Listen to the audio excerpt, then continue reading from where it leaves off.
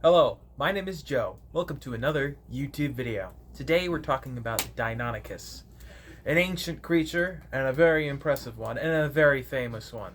Thank you to Nolan B for recommending this creature, although I wouldn't put it in Forgotten Fossils, which is why we're making our own separate video for it.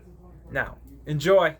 Deinonychus ontoropus was a species of dinosaur discovered in 1964 by John Ostrom while he was excavating a site in Montana. He described it years later in a paper in 1969. John Ostrom's theory was that Deinonychus was a warm-blooded, active creature and a fairly close relative of birds. This led to what is now known as the dinosaur renaissance.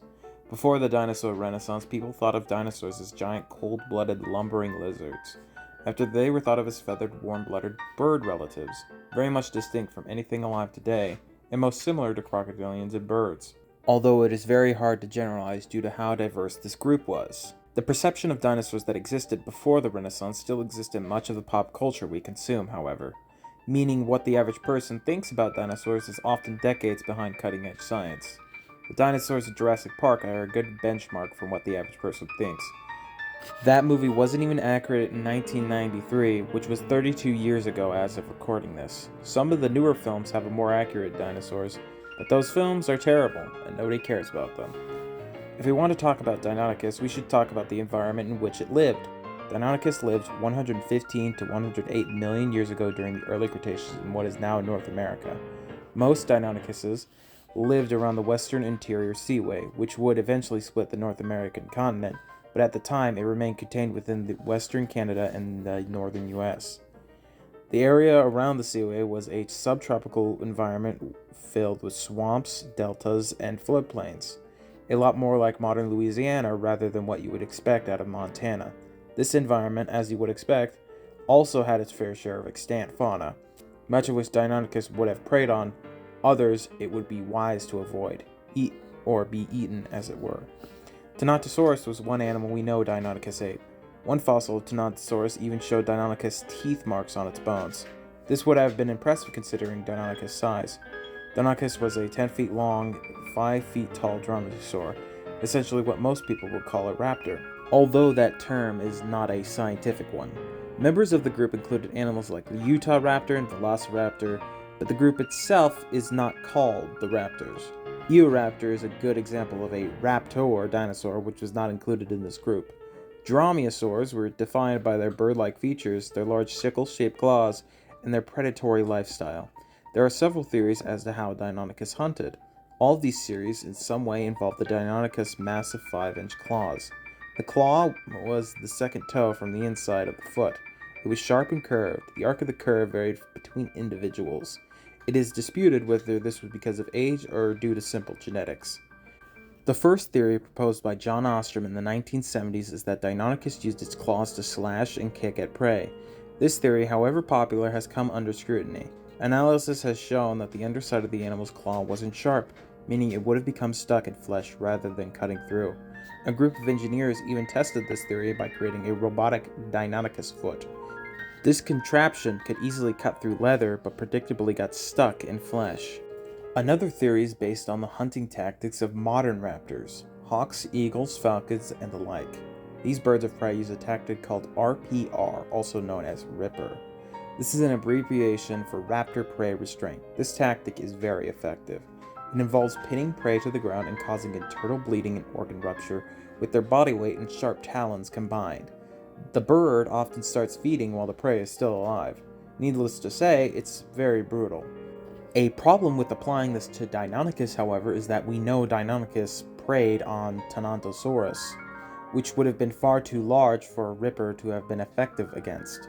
The teeth marks made by Deinonychus on bones mentioned earlier prove as much, and these teeth marks would have required a bite force of 3,135 newtons to make. It is unusual for a predator to have such a strong bite force if it wasn't used for the kill. Perhaps Deinonychus used Ripper on small animals that we know it lived alongside, but it would never be effective against larger prey. This brings us to our third theory, and the one that I think best explains how Deinonychus hunted.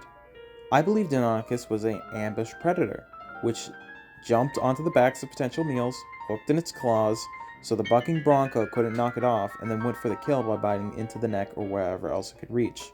Let me explain. Deinonychus was a relatively good runner.